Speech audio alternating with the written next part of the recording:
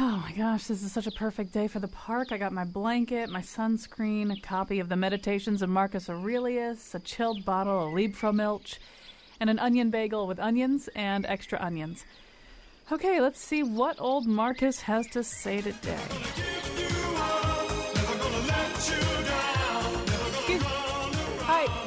Hi, can you turn that... I'm sorry, can you turn that down?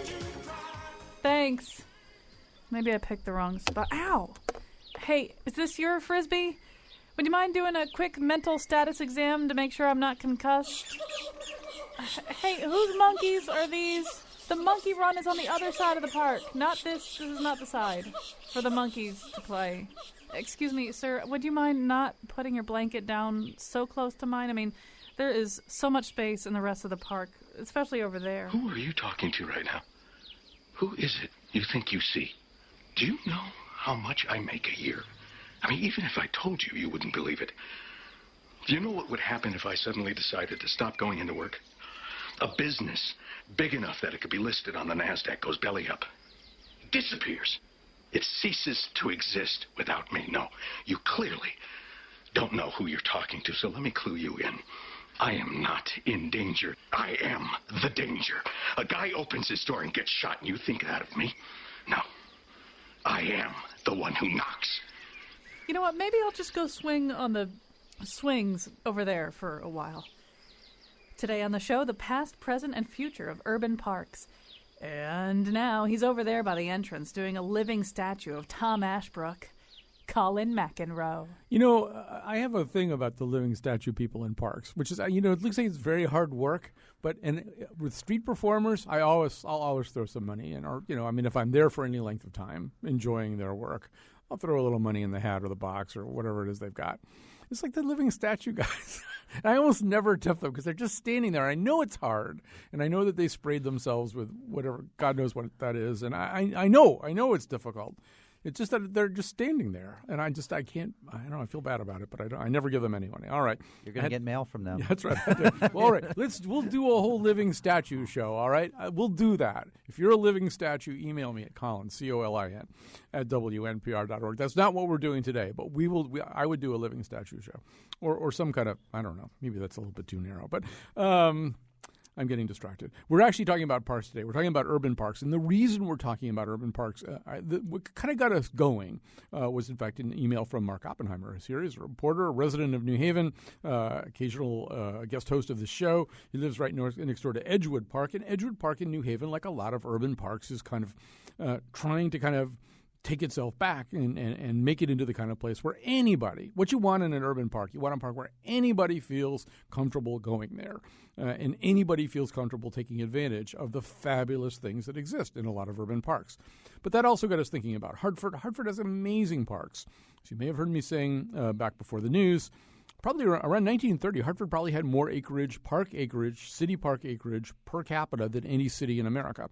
And we were really looked to as an example of how to have great city parks. Now, we still have all those parks, but they're not all in the same shape that they used to be in, and people don't have the same relationship with them that they used to have. So we're going to talk about the parks in both of these cities. We'll start with New Haven. We'll move to Hartford. We'll also talk to Alex Ulam. He's a journalist who writes about architecture and public park space. He wrote an article about how public parks are financed. That's one of the new trends. He wrote about that for the Atlantic Cities blog. Because one of the big questions is, where does the money come from? The cities don't have the money anymore. Anyway, as we go along here, if you have stories, questions, observations, and especially if you want to be sort of part of brainstorming about city parks, about how we can have them be everything we want them to be, ideas that you run into in other places you visited, 860-275-7266, 860-275-7266. And we're going to start out, as I say, in New Haven. First of all, Mark Oppenheimer, before we add Willie Franklin Hoffman, who's president of the Friends of Edgewood Park. Tell us about Edgewood Park. People who've never been there, describe the place to us. Yeah, well, Willie will fill in a lot more detail than I can, but Edgewood Park is one of these beautiful several hundred-acre parks. It's in New Haven. It runs between I would say the Elm and Edgewood part of the city and what's known as sort of Westville proper. It's near the Yale Bowl, so there's, for people who have been down to the roar of the crowds on Saturdays. That's about where it is, near West Haven also. And it's just this terrific park. It has it has a skater park. It has a pavilion. It has a farmer's market on Sundays. It has a dog run. It has a playground. It has a splash pad. It's one of these places that is fabulous and that cities should have more of. And it reminds me a lot of Forest Park in Springfield. I grew up one block from Forest Park, and now I live one block from Edgewood Park. And the concern that some people have is so once every year or two you hear about a crime happening in the park, and it's usually, thank goodness, not a terrible crime. Once in a while, I think a jogger got punched. I mean, but that's the kind of thing that gets you scared. And then you think, well, it could be me, even though it's really a tiny, tiny percentage of people who go through the park who ever encounter. I mean, I've been using it for a decade. I've never encountered any crime whatsoever. But these things scare people, and so there's a lot of people, and Willie's helping to lead the charge, saying, how can we make sure that it gets more used? Because parks are unsafe to the degree that they're sparsely populated. So we have to get usage up in these parks, and it's a park that should be used by thousands of people all the time. Let's add Willie Franklin Hoffman to this conversation. As Mark Oppenheimer is saying, for parks, there's two things. There's reality and there's perception. And sometimes the reality isn't what you want it to be. I mean, one of the things that happens is as city parks departments get defunded or in some cases abolished, there just isn't the kind of maintenance that there used to be. Some of the really great features start to deteriorate for a variety of reasons. So there's that. And then there's what Mark's talking about, which is perception, what people think is there as opposed to what's really there. But maybe we could just start with reality. What kind of shape is Edgewood Park in? Does it need a lot in terms of actual structural improvements? And Willie Hoffman, you on there? Yeah, there you go. Yes, yeah. Well, last fall there was a fire in this pavilion we have, and so in terms of needing a lot of improvements, that needs a lot of improvements, and that's at the heart of the whole park. And right next to the skate park, and is a target for graffiti. It's this A-frame, so you can crawl up on it and do all types of stuff on it. But fortunately, we were able to pass through Parks and Rec, and New Haven was able to pass through a plan with the city architect, and it's going to get rebuilt. And the main thing about the maintenance part is that, as you alluded to in your intro, where's the money anymore? And, we just went through a big recession. Funding has been cut from all these cities across the country, and parks are usually one of the first things to get cut. For example, there used to be a ranger dedicated to Edgewood Park. Now, because of staffing cuts, there's no longer a ranger at Edgewood Park specifically dedicated there. So in terms of physical maintenance, there are big problems like when you have a fire, which is like a one in every 100 years kind of thing. But there's trails that need to be maintained. But the main thing that we've been fighting for, especially with this pavilion, is almost more programming kind of thing. Because as Mark was saying, safety is about bringing people in, and we have this giant building there that could serve as a huge community center for the whole city.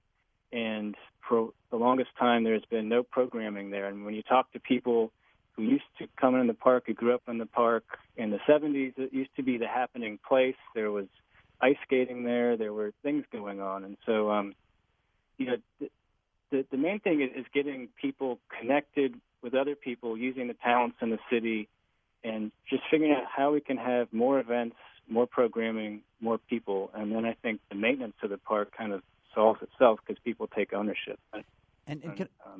Can I just take off from there for 1 second? Willie raises a really important part. I mean, if you haven't been to the park, the pavilion doesn't mean anything to you, but it's actually geographically very central to the park. So if you have a few dozen people there on a weekday afternoon or on a weekend morning or something, all of a sudden the entire park within sight lines of it feels incredibly safe. And so it has this sort of multiplier effect if you get people using this pavilion because it's visible from dozens and dozens of acres going out in either direction.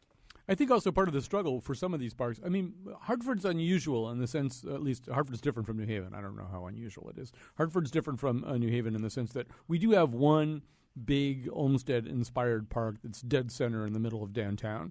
And so when things are being performed at a pavilion, they typically are being performed at this kind of beautiful stage, fairly new stage where all the Monday Night Jazz stuff is, and I think they might be Giants may have performed from that stage this past Saturday. They now have ice skating kind of down to the other end of the park. New Haven Green is kind of small for all that, so the park that we're talking about isn't really central. It kind of borders on a set of neighborhoods, Mark, and maybe not even neighborhoods that everybody in New Haven really knows or knows whether to be comfortable with. Right. I mean, New Haven is blessed with, as with our library branches, as so with our parks, we have a lot of them, and they're in various different neighborhoods. But no, I mean, what Bushnell Park, that's Bushnell Park in Hartford, is to Hartford, the Green is not to New Haven for sort of historical accidents like the fact that historically there's been no commerce allowed on the Green, and it's been, although we've been doing a much better job in bringing life to that downtown, that's not what our Olmsted-inspired park is out in Westville and is not central to the whole city, and East Rock has their own park, and other neighborhoods have theirs. So,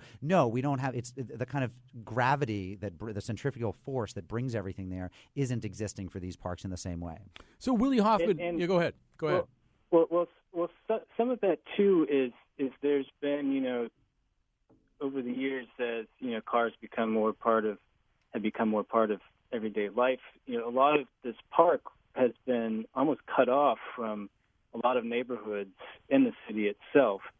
If you look at the radius that a lot of people from who use the park, it's a pretty large radius that people actually walk or bike into the park, maybe a mile or more to use the park. But it doesn't always extend all the way around in a circle because part of the city's cut off pedestrian-wise and bike-friendly-wise by Route 34 that goes through the city. There's several horrible intersections that are almost impossible to cross, yet they are less than half a mile from the park and should be serving those neighborhoods. But it's been cut off by poor urban planning, and that kind of has been a big issue that we've been advocating for.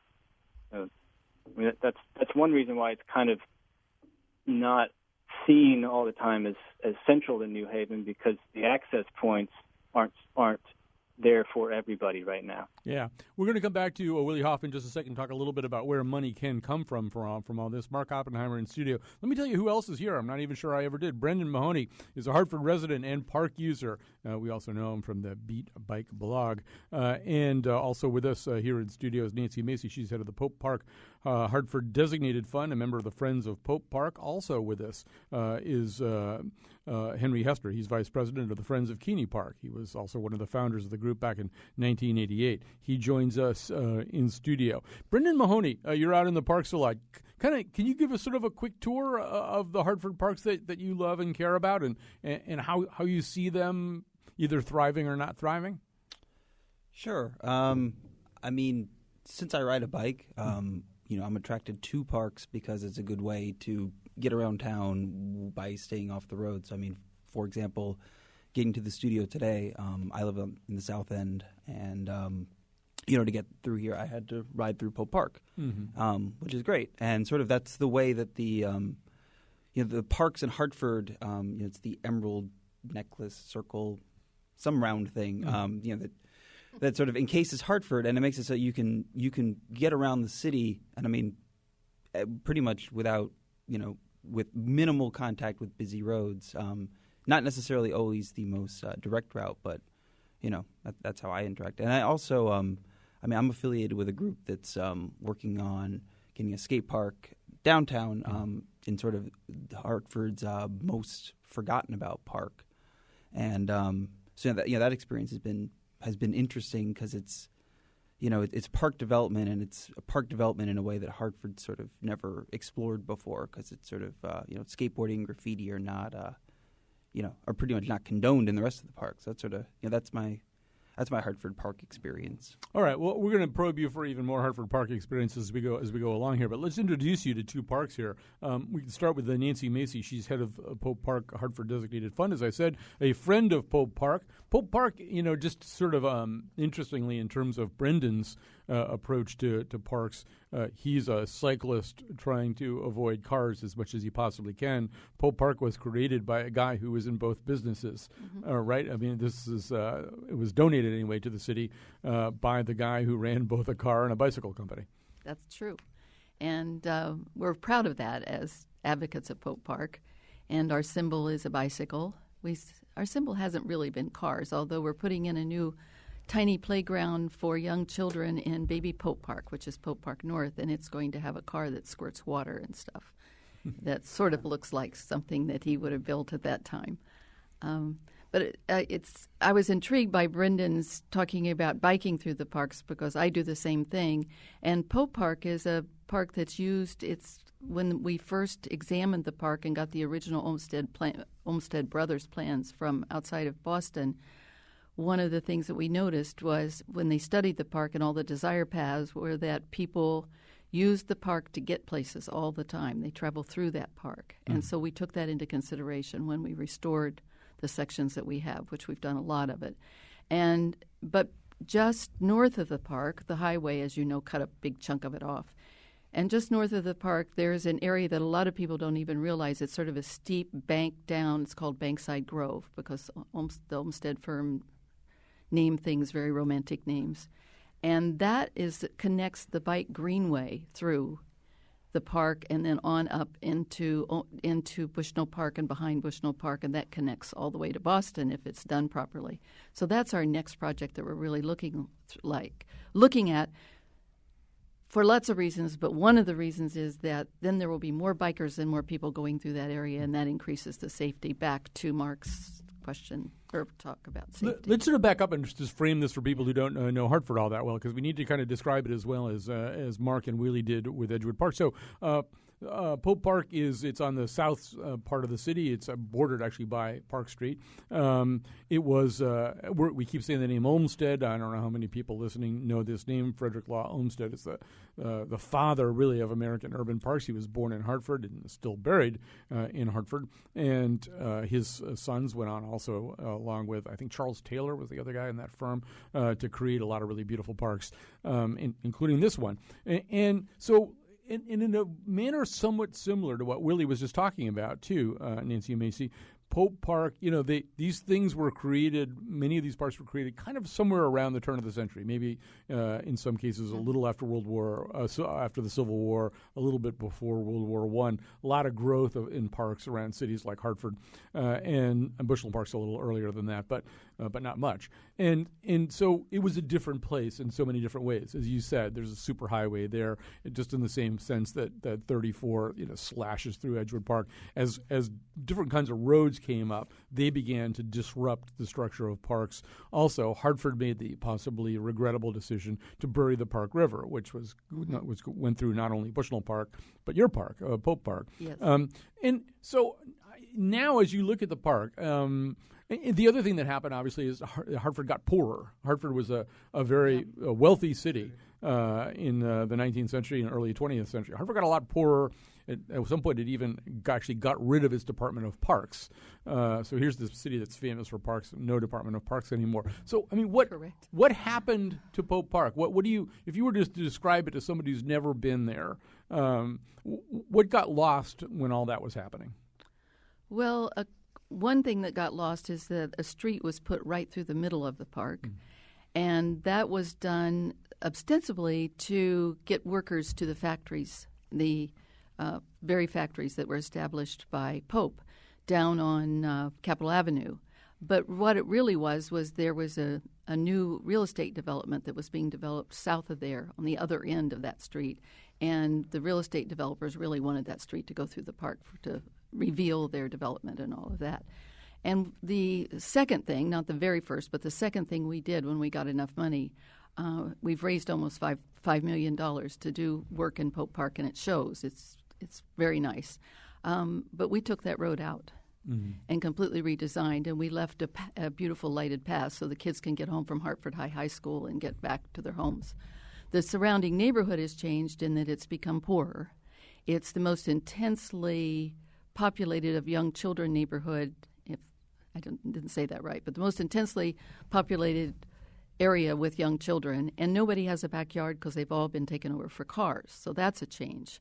So the kids go to the park, or they don't play outside. And so our whole goal has been to make this a sort of a lung for that neighborhood, make this a safe and beautiful place for the kids to play. And we try to do that partly by getting other people to bike and walk around and be there. And when we finished taking the road out and the swimming pool got surrounded by a beautiful wrought iron fence, and the person asked me how much it cost to join the club, and I was flying. I was so excited.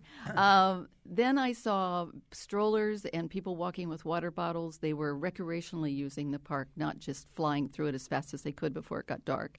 And that was a great achievement. And so I think it's Mark and I are on the same track about population and getting people moving through and safety and all of that sort of Right, stuff. and one of the things that Mark pointed out very well at the beginning of this conversation is you don't have to have too many things go wrong before that people kind of imprint on that information, and then you can't get them to think about it differently.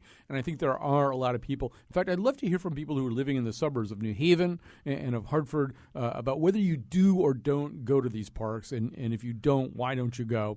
What would it take to get you to go? I think that's an interesting part of this conversation. 860-275-7266.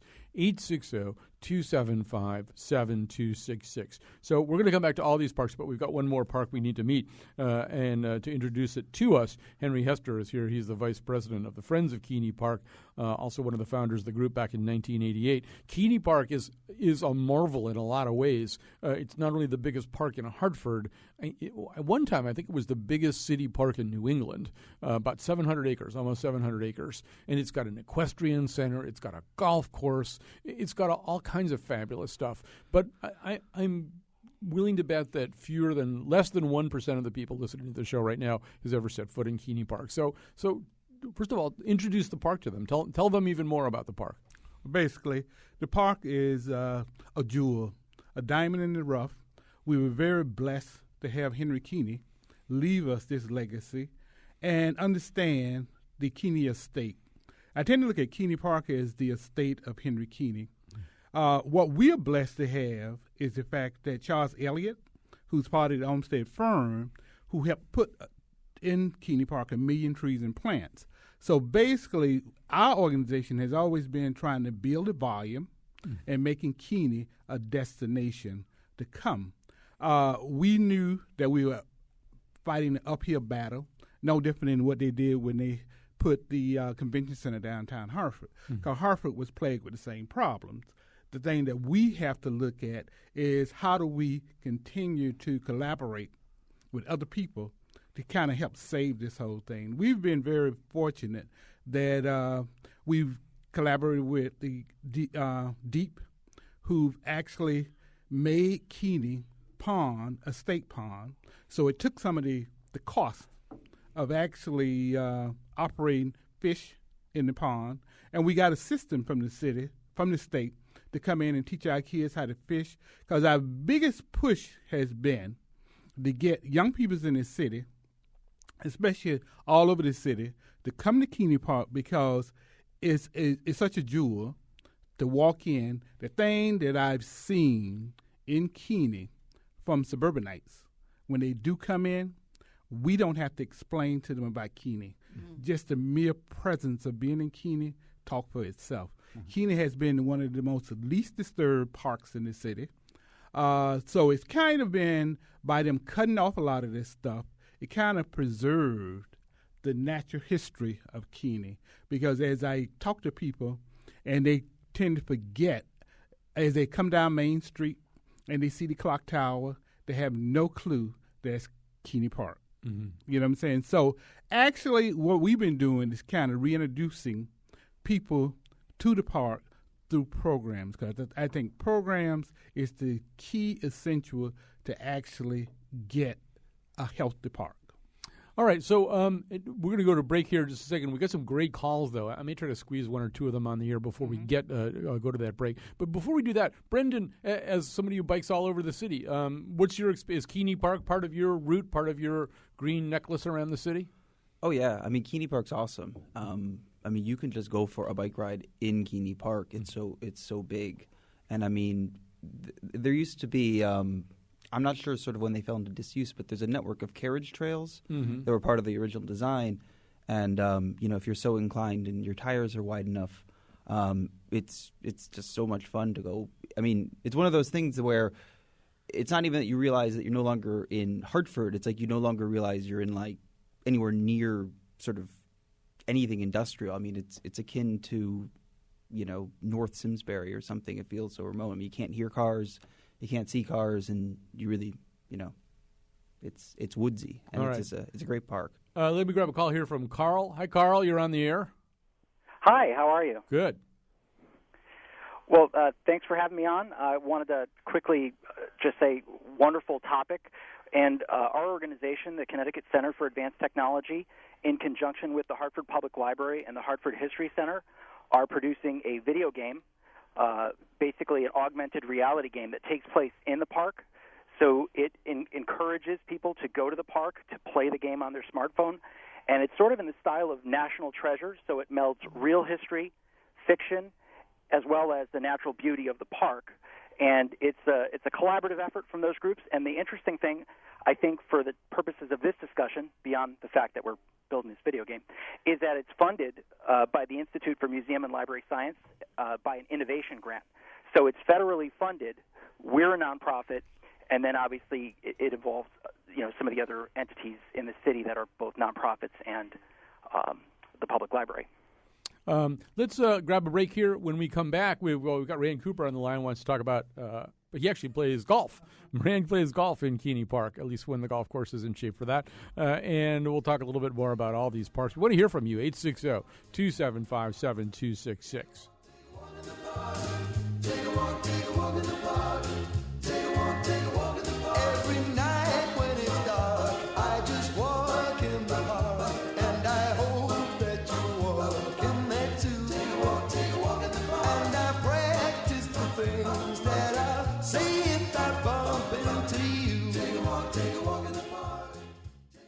And we're back. We're talking about parks. And got a whole bunch. If I name all the guests, the show will be over. We have a lot of guests. But, it's sort of interesting because you heard Carl talking about his smartphone.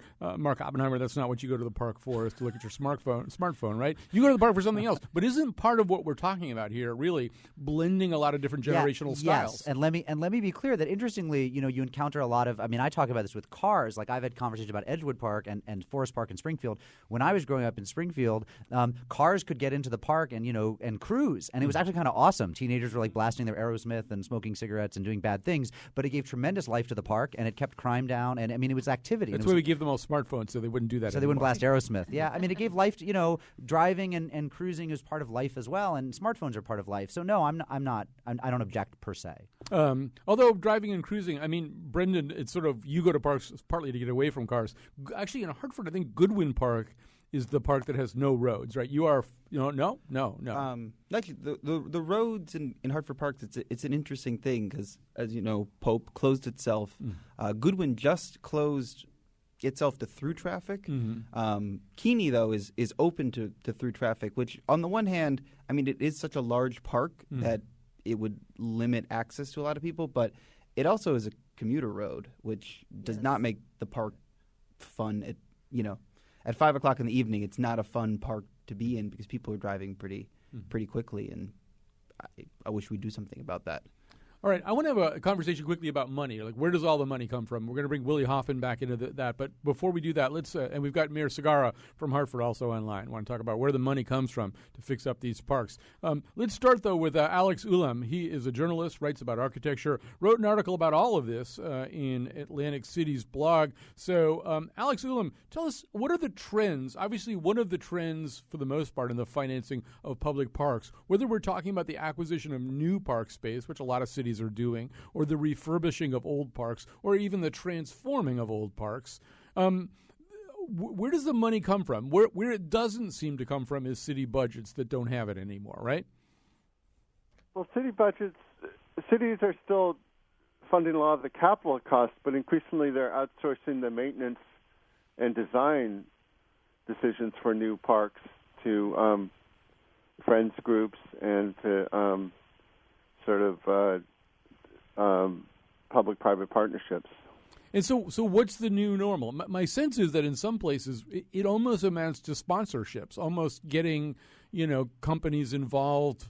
I mean, you can maybe get Nike to come in and build, a new tennis court or something like that. But it also seems to involve I don't know, maybe they want their name on what they do, right?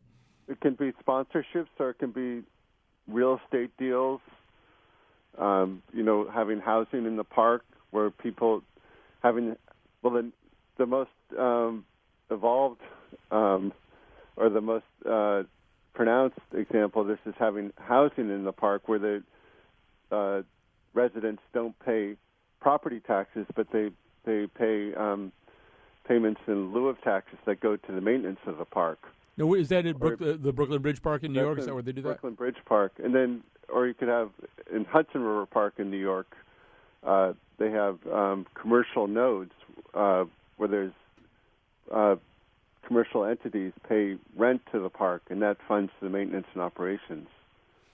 Are there downsides to this? I mean, obviously, we want our parks to perform. We want them to be the most high-performing public spaces they can possibly be. Is there any reason to reach outside the normal public funding, any reason not to, reach outside the normal public stream of monies and look for these new partnerships? Well, I think it can end up concentrating the wealth in high-profile parks, and then as a result, it doesn't get spread around to lower income, to parks in lower income areas, and I think that's a real danger of this new model. The argument would be that by having private support for these high-profile parks, that you then therefore have more city money to go to low-income parks, but that hasn't always happened. Like we've had big cuts in New York City's park system.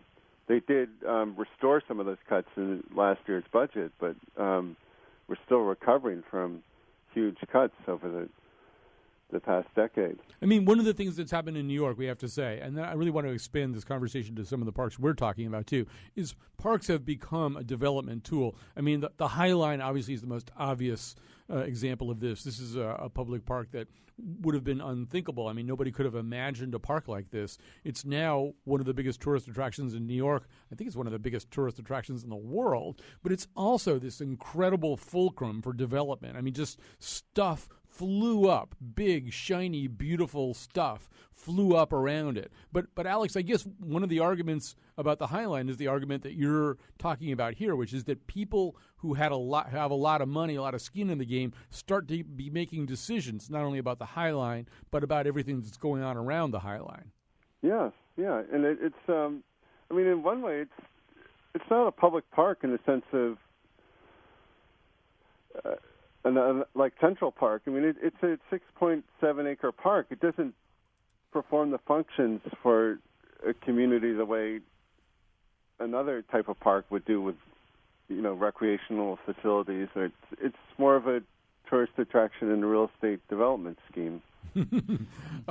On the other hand, it's a place you can let children walk and run without getting hit by cars. I mean, there are parents who love it for that reason. But which is not true in Central Park, say. Other parks where people can do that too. Well, in New York. I've let my child run in Central Park. I mean, he's 23 he's now. 23. But when he was younger, I let him run in Central Park. I don't really worry about him too much. There's not really a lot of, I mean, it gets pretty crowded up there. It's not like they don't have playgrounds up there like a regular park. I think the important question. Can go I ahead. say Yeah, something? go ahead. I think the important question is who owns the parks and who's responsible for them. And I'm not against certainly fundraising every possible way, as long as the control of the parks remains, at least in Hartford, in the city of Hartford. Those are city parks owned by all the people for all of the people in the park. We have 2,200 acres, and it's our greatest asset as far as I'm concerned, along with a few historic properties. And the city needs to protect that and value that. And although we as a group, because of some billboard money that has come our way, because they sliced off, someone before us has allowed them to slice off the end of the park and we get paid back some billboard money, we've been able to use that to generate more money and raise money. That doesn't mean the Pope Hartford Designated Friend or the Friends of Pope Park own that park or have the ultimate say over it. And you don't want to own the park. Are you No. are you pretty comfortable with the way things are right now? You guys do a lot of work. You guys raise a lot of money. The city is ultimately responsible for the park. Does that work? Because we have Mayor Segarra on the Partly. line. This is your chance It to. partly works. Okay. What about if it doesn't work? Because we've got the mayor here to Well, address your concerns. Yes. The what doesn't work is really the upkeep, and all parks have the same issue. The staff has been cut to almost nothing. What tends to happen is capital projects are allowed to run down until they have to be removed, and then someone usually can find some money for a new capital, raise some money for a new capital project. The guy on the line that you were just talking with, and I'm sorry I've forgotten his name already. Alex Ulam. Yeah. Alex Ulam was exactly right. We do pretty well at funding capital things. You know, the money can be found in a variety of ways through its government sources, state, all of that. But we don't have a plan in place for taking care of it. And Henry Hester, before we go to the mayor, is that your perception too? I mean, you guys do a lot of work. You privately do everything that you can to make Keeney Park a place that people are going to love and want to visit. How's the partnership between you and the city? The thing that I love having a partnership with the city because, number one, they're able to do a lot of stuff that we cannot do, being a nonprofit organization. But I am willing to look at, as other parks have did, how do we operate outside the box sometime in order to make us sustainable? Because the thing that I think that New York they have numbers, where in Hartford don't have the numbers as far as getting corporations to look at city parks. I think the thing that we have to do is, as we look at cities and how we need them to grow, I think we have to look at parks as how we need them and how important they are to our health. So actually we can think outside the box and come up with a memorandum of understanding with any group that can work on the health of the park. We need to be looking at. Let me go over to Mayor Pedro Segarra, who's been nice enough to join in with this conversation. Mayor Segarra, first of all, welcome to our airwaves. And second of all, you've been listening to this conversation here. Obviously, everything that's going on with the Hartford parks, good and bad, it didn't start yesterday. It's a whole set of variables that you inherited. But this is a city, that really, in some ways, had some beautiful parks that are not in great shape right now. Where do they fit in with the priorities of your administration? Well, I've inherited a potential solution to many of the problems that have plagued our city. I've inherited a means, a road by which we can get more people involved in physical activity, where we can protect the mental health of our community, where we can showcase a lot of the city assets by showcasing the parks, who are the people behind the parks. In the past. I think we just lost him. Might be having a phone. There you are. You're back. There you go. So it's a potential. I see it. The problem lies in terms of how we can create a viable organization composed of multiple partners with different funding streams, be it the city, the state, some private enterprising in those areas where we can leverage some economic development around the parks in a way that's not incongruent with the overall mission of what parks are supposed to represent.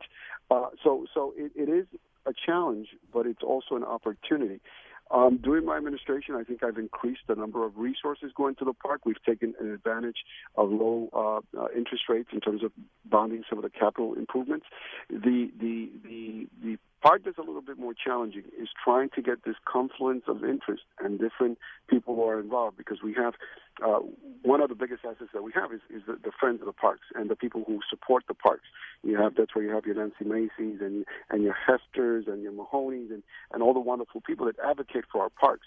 But coming into a clearinghouse place of ideas where we can move with some plan as close as possible to move us in one direction, to both remediate what's decades and decades of neglect and what are the challenges of financing our municipal operations. Can I just bring up a kind of elephant in the room here? Because I think we have to sort of talk about this a little bit honestly. There are a lot of people listening to this show right now, and I'm going to ask several of you about this. But first of all, I both of these parks, suffer from just the perceptions of people in the suburbs who just they don't know anything about Hartford and City Park. They're not going to do anything about that. And there's been a lot of things done to change that. And this year, Nightfall, which is Ann Cubberley's incredible performance, which attracted at least 1,000 people to Elizabeth Park last year, is going to be in Pope Park. And one of the reasons is that Ann really wants people to know that Pope Park's a great place to go and a safe place to go and a good place to do this show. But there are a lot of people listening to this show right now, Henry Hester, who even people who maybe even used to know the North End pretty well, who are going, Keeney Park? I'm not going to Keeney Park. It's not safe in Keeney Park. I wouldn't feel safe in Keeney Park. So I want to hear a bunch of you on this, but I'll start out with you, Henry Hester. What do you say to people who are listening and just rolling their eyes and saying, there's no way I would go to Keeney Park? What I would say is people looked at, I would not come down to downtown Hartford. I don't see us being any different. I think that we have to stay focused on the fact that we're part of the city, and that as people, we realize as the city move, we have to stay in step with trying to come up with a product that entice people to come. The thing that I can always say about Keeney, by the University of Connecticut coming over doing their BioBliss, and the city and working with the state, and continue to do projects that grow our kids within our neighborhood and kids that are not in our neighborhood to think healthy, to think that Hartford is a good place. I think once we in Hartford love ourselves, other people will love us. Mir Cigar, I want you to chime in about that, and then I'll go over to you, Mark. But Mir Cigar, just chime in really fast. There are just a lot of people, particularly in the suburbs, who just think, well, Keeney Park, that's not safe. I can't go there. Well, there's obviously there's the whole work that needs to be done around individuals exploring the whole issues around racism and any attitudes of that sort. But that being put aside, amongst the more intelligent folks who understand the function of parks, look, we've had move-ins in the parks. We've had thousands and thousands of people, no incident. There's security in numbers when people will partake of activities in our parks. We've had skating in the park. We've had over 150,000 people skate the 3 years that we've been there. No major incidents. So I think it's just bad perception, unfortunately. All we have to do is continue to do what we're doing, which is working strongly with the Friends of the Parks, working through our own resources to market these events. We just had a great Envision Fest here. We have a Cole Park, which is potentially going to be a national park, which is going to open up more resources. The city and the parks in this city also service a broader region. Even aside from those people that choose not to make themselves part of that movement, we have grown the number of people visiting the parks. And I think that the state also needs to realize that this is, for some purposes, a capital city system of parks as much as it is a Hartford City system of parks. And they need to invest more money because we could use, in order to both add to the quality, to have the mounted patrols and to have the park rangers and other amenities that will also entice people to come. But obviously, as any urban cities, the New York City even has their own issues with Central Park in terms of security. But those are issues that you just implement systems to be put in place to make them safer. But at the same time, we need to work on clearing the perception, which is a very bad perception about how safe our parks. I consider them to be safe, and they will be safer if some of those people who are a little bit negative will partake in activities within our parks. Yeah, go ahead, Mark Oppenheimer. Yeah. So, I mean, Henry's right, and the mayor's right, which is it's usage. And sometimes, we would that there were all the money in the world there, but one thing that citizens can do, and this is one reason Edgewood Park is so thriving lately, is because people use it. So it means that instead of taking your kids to the bouncy room or the pizza palace or whatever for their birthdays, you say, actually, let's go kick the soccer ball around the park. And I don't see enough of that. If you see what's happening with the farmers markets and the splash pads and things like that in New Haven, you see how quickly parks turn around and are thriving. I just want to give Willie a chance to say we're actually having a meeting about increasing usage in Edgewood Park. Friends of Edgewood Park's having a meeting October 1st. Willie, can you quickly say where that is and what time? Where's the meeting, Willie? It's at Edgewood School, October 1st, starting at 6:30. Okay. It's in the gymnasium. And awesome. And okay, like great. Mark was, yeah. Okay, we're going to just grab a quick break here. Nancy, Maisie, hold your thought. If we don't go to break right now, we'll just be saying goodbye when we come back.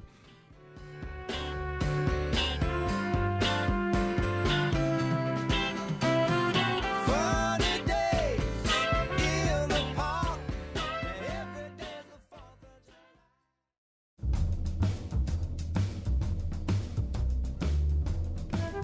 Oh no, the community walking group just stampeded the restorative yoga area. Oh, the humanity. Today's show was produced by Patrick Scahill, Betsy Kaplan, and me, with help from our intern, Greg Dyson.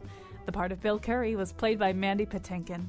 On tomorrow's show, a salute to Dada, featuring the return of Andre Kudrescu. And now, back to Colin. I wish I had time to tell you about the Dada Show or about the incredible thing we're doing at Watkinson School on October 2nd, a whole panel about ethical consumerism. We want you to come to that. Go to watkinson.org, their website, to find out more about it. We have an amazing panel. Maybe tomorrow I'll have time to tell you about it. I don't have time today. This show is flying by really fast. We've got a call from frequent contributor Rand Cooper right here. Hi, Rand. Hi, Colin. Make it fast, but tell us what's on your mind. Okay, one pitch and one lament. Thriving urban parks are a matchless civic amenity, and their democratic function can't be exaggerated. Like Elizabeth Park, a thriving place where people from all backgrounds come together. The weddings there, the cultural events that are there. It runs with a very dedicated cadre of friends. It has the Rose Garden amenity and so on. I've spent a lot of time in Keeney Park, as you mentioned, in recent years playing golf, and also some time, by the way, watching cricket, which is a great cultural feature that park has that more could be made of. To me, a very baffling sport. There also is possible food associations. If you had food vendors up there having Caribbean food and jerk stuff, it would be terrific. But the golf course, also in the sense of a democratic amenity, is a place where people have been able to play golf in a lovely surrounding, very inexpensively. People from all backgrounds and towns and social stations come together. The course has always been a little bit under-maintained. We understand we're strapped for cash, but something has happened to the golf course in the past year. This year, it basically has died. It's not playable anymore. And it's okay for it to be rustic and rough. That's always been part of its charm. But once that public amenity essentially dies, it sends a terrible signal for our ability to bring people together in this kind of democratic venue. So there has to be some way to restore that, with a modicum of outlay. Yeah, Henry, he makes a good point, and we're just almost out of time here. But, Keeney Park does have a golf course where you can play less expensively than you can play a lot of places. This really is something that you can sell to other people if it's working. You must be pretty frustrated if the course is as bad off right now as Rand is saying it is. Well, I think what we began to do is address that. The mayor put together some money to put together a task force for us to correct that. So we are very conscientious of that and begin to work on that we're looking at possibly closing it down, re-renovating, and making it a first-rate golf course. So we're in the process of working on that. We've got so many calls coming in here. I'm not really sure what to do other than sort of begin to wrap it up. I mean, we've got an email, also emails coming in. Anastasia does go through Edgewood Park, Mark, and she says she used to go more, but because there have been a couple of attacks on joggers in the early evening hours, she doesn't feel as safe as she used to. She wishes there were more police or blue lights installed like there have been around the downtown area in New Haven. Occasionally she sees used condoms and drug paraphernalia on the ground when she's walking her dog. This is all stuff. It's sort of like that, it's the broken window theory. Like, you got to take care of lots of little details. Edgewood Park is terrific, and it's right at the edge of being beyond terrific. And I think that's why it's exciting. I mean, Friends of Edgewood Park is really like they've decided this is the year we take it over to the top. It's not that big a part. Our advantage, unlike Keene, we're not that big. I mean, everything's within sight of everything else. And so, it's just it's an exciting time. So, Anastasia, come back. Just come back tomorrow. Be part of the solution. You can join the Friends of Edgewood Park. On the 1st. I hope everybody who's listening today who cares anything about what we're talking about thinks about joining one of these organizations, whether it's Friends of Edgewood Park or Friends of Keeney Park or Friends of Pope Park or the Hartford Designated Fund for Pope Park, or join Brendan on one of his rides through the park. You can keep up with him at Beat Bike Blog. And thanks to everybody. Great guests here today. I can't say all your names because the show's over, but we'll be back tomorrow with Dada. Seem worthwhile. There's a light in the dark, and it's only a walk, only a walk in the park. I'm Kyone Wolf. I gotta say, this monkey run in Dankosky Park, pretty cool. You could just toss your food at him. Hey, that's my onion bagel. Well, I tell you, after that bagel, you're not going to be making out with anyone anytime soon, monkey. I should know.